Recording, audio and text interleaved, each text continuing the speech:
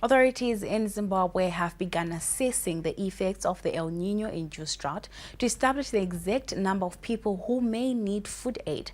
This was reviewed by the Minister of Public Service, Labour and Social Welfare, July Moyo, earlier today, while responding to questions from journalists after Cabinet. Minister Moyo said the current interventions are being carried out using figures from the previous season. According to those figures, an estimated 2,600,000 Zimbabweans are food insecure in the first 3 months of the year. There is an El Nino-induced drought. This El Nino-induced drought is what we are beginning to assess once all the figures that are required from the Ministry of Agriculture, once they've finished all the figures and they start telling us our deficit, in-country deficit, given our strategic reserves, given what the private sector was buying and importing, what is the deficit that will need to be imported. But for us in social welfare, that's not the issue. The issue becomes, so how much food will we need going into this part, the second half of this year, into next year until April? That's what we are now beginning to work with, and whether and how we are going to make sure that these communities are going to get food. But we want to assure the nation that using this drought or this food insecure people right now, we are prepared, as the President has directed, that nobody will die from hunger.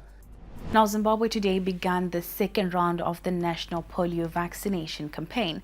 The campaign is targeting to vaccinate over 4.2 million children under the age of 10.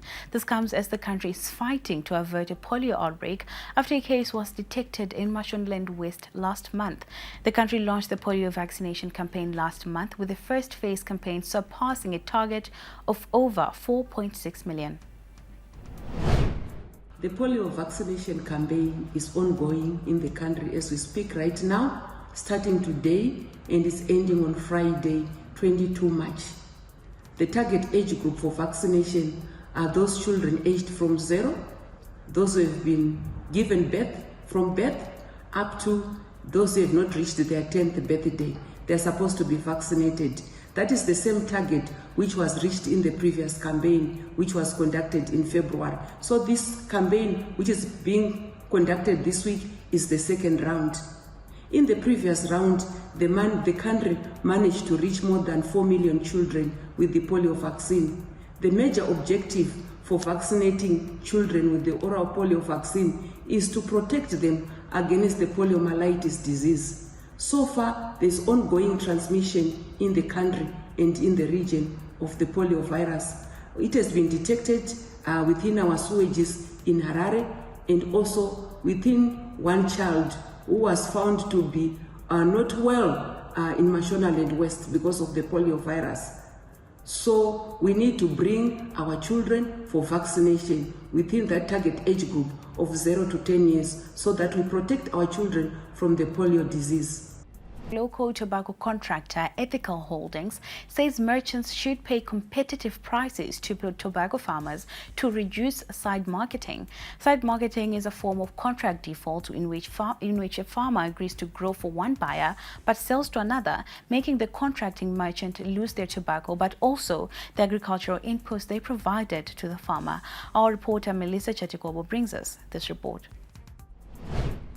For the ongoing tobacco marketing season, the golden leaf is fetching around $6.50 compared to $5.50 in 2023. With over 90% of the country's tobacco farming under contract, side marketing is seen as one of the biggest challenges threatening the tobacco sector. Normally what causes side marketing is, I will say greediness, maybe from the side of the farmer, or just is not content with what they are getting. But as companies, we are paying very well, such that the farmer's viability is improved or enhanced, and not to do side marketing. That's the way to grow the the industry. Highlanders coach Kelvin Kayindu has come to the defense of his players' on-field conduct after defenders Peter Mudua and Andrew Mbeba in particular have been criticized for overly aggressive behavior on the pitch. Both the players, with Mudua and Mbemba duo at the forefront, were criticized for questioning almost every decision made by match officials last season, and that trend seems to have overlapped into this season as well. Following some skirmishes in last season's Sunday's derby against Bulawayo Chiefs, Kayindu was quizzed on his players' behavior. Konapo Konapo, Ipapo pa ZTN Prime, DSTV channel 294, the place to be.